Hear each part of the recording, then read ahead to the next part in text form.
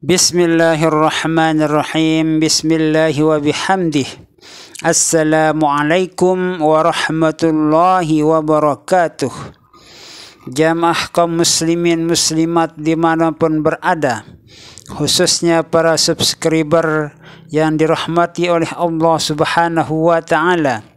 Semoga kita semua selalu dalam keadaan sehat walafiat, panjang umur, murah rezeki yang halal, selamat dunia wal akhirah, mati dalam husnul khatimah, mati dalam husnul khatimah, mati dalam husnul khatimah, masuk surga bighairi hisab, masuk surga bighairi hisab, masuk surga bighairi hisab, selalu dalam ridha dan maghfirah Allah Subhanahu wa ta'ala fid dunya wal akhirah, selalu dalam pemeliharaan Allah Subhanahu wa ta'ala dari segala macam mara bahaya dunia dan akhirah.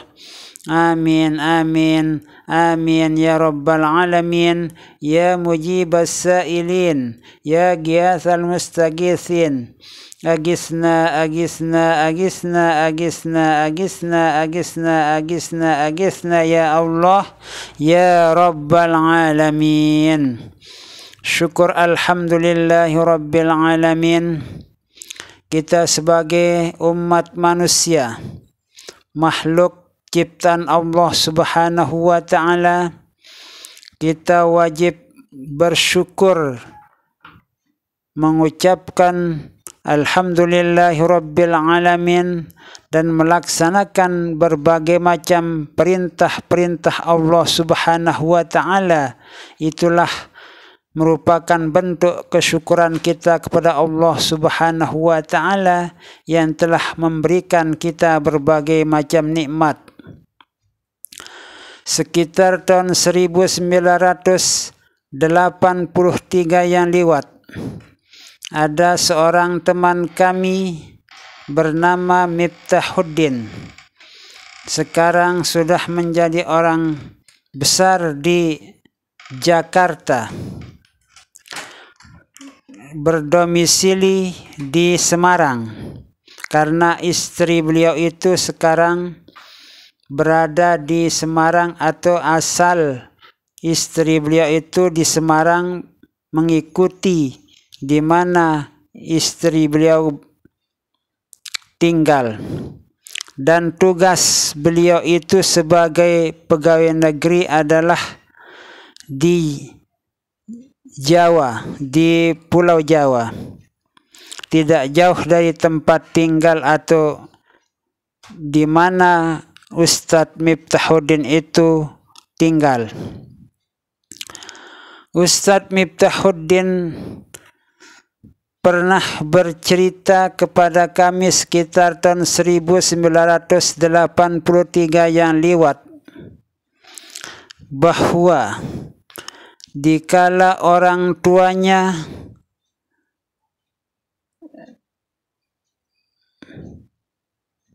sedang melaksanakan tugas jaga di rumah kediaman atau pegadengan Al-Maghfurlah Bapak Tuan Guru Ki Haji Muhammad Zainuddin Abdul Majid Pancor, yaitu tepatnya di dekat Musholla Al-Abrar Pancor. Itu tempat kediaman atau pegadengan dari Al-Maghfurlah Bapak Maulana Syekh Tuan Guru Ki Haji Muhammad Zainuddin Abdul Majid Pancor.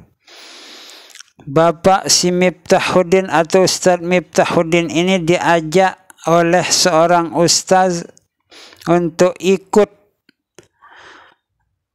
berjuang menjaga pegadengan serta mengawasi lingkungan sekitar rumah pegadengan Al-Maghfurlah Bapak Maulana Syekh Tuan Guru Ki Haji Muhammad Zainuddin Abdul Majid Pancor. Di saat malam, giliran orang tua atau bapak dari Ustadz Miftahuddin itu untuk menjaga pegadengan Al-Maghfurlah Bapak Maulana Syekh.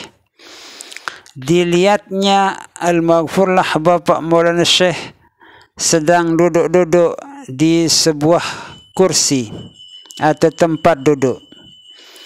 Di saat Al-Maghfurlah Bapak Maulana Syekh sedang duduk-duduk di suatu tempat duduk itu, orang tua si Ustadz Miftahuddin itu melihat nyamuk yang sedang menempel di sebagian tubuh dari Al-Maghfurlah Bapak Maulana Syekh.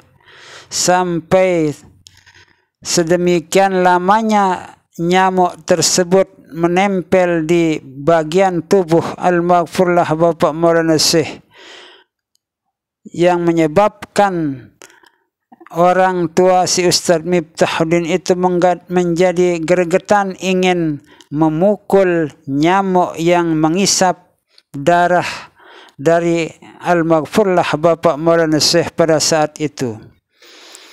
Sehingga orang tua atau bapak si Ustadz Miftahuddin itu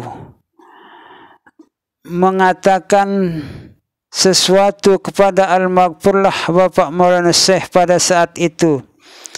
Ya Tuan Guru, saya melihat dari tadi, saya memperhatikan seekor nyamuk yang menempel dan mengisap darah daripada Tuan Guru.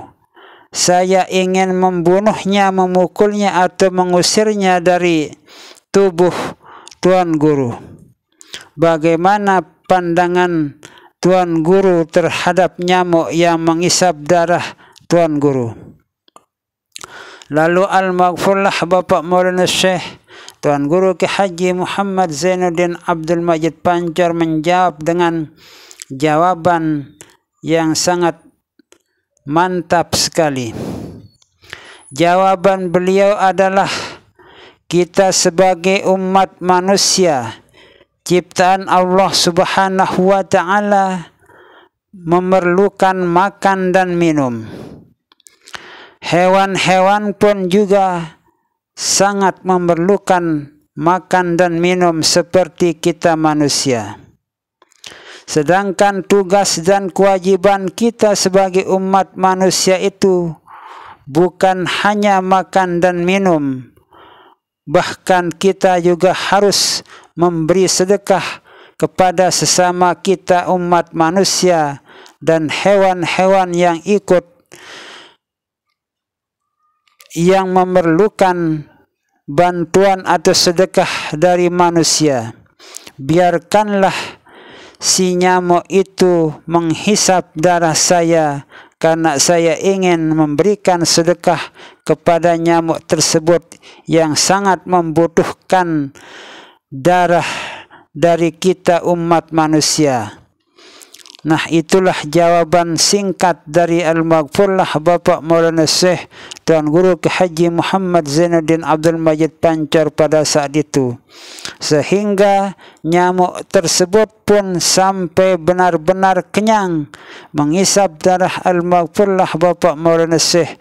Lalu setelah nyamuk tersebut benar-benar kenyang, setelah mengisap darah dari Bapak Kiai Hamzan Wali itu, nyamuk itu terbang pergi dengan sendirinya dan tidak mengganggu Al-Maghfurlah Bapak Maulana Syekh maupun yang lain-lainnya, karena sudah merasa puas dengan minuman atau makanan dari Al-Maghfurlah Bapak Maulana Syekh pada saat itu. Nah, itulah suatu peristiwa yang tidak pernah kita bayangkan pada diri kita, bahwa kalau kita digigit nyamuk, apalagi pada masa sekarang ini banyak sekali nyamuk yang ingin menghisap darah kita. Begitu kita lihat nyamuk menempel di bagian tubuh kita, kita langsung memukulnya atau mengusirnya dari tempat kita dengan membakar obat nyamuk, dengan menyiapkan berbagai alat untuk mengusir nyamuk tersebut. Padahal kita itu perlu bersedekah kepada makhluk yang bernama nyamuk sekalipun, namun kita itu kurang sabar dan kurang ingat akan bersedekah kepada bangsa hewan. Nah, itulah mungkin merupakan suatu ilmu yang bermanfaat bagi kita, agar jangan kita terlalu cepat ingin mengusir nyamuk atau apalagi membunuh nyamuk-nyamuk yang sedang asiknya untuk makan dan minum dari hisapan darah yang ada pada tubuh kita. Semoga apa yang saya sampaikan ini bisa bermanfaat bagi diri dan keluarga serta semua kaum muslimin muslimat dimanapun berada. Wallahu a'lamu bissawab, wallahul muwaffiq wal hadi ila sabilir rasyad. Wassalamu alaikum warahmatullahi wabarakatuh.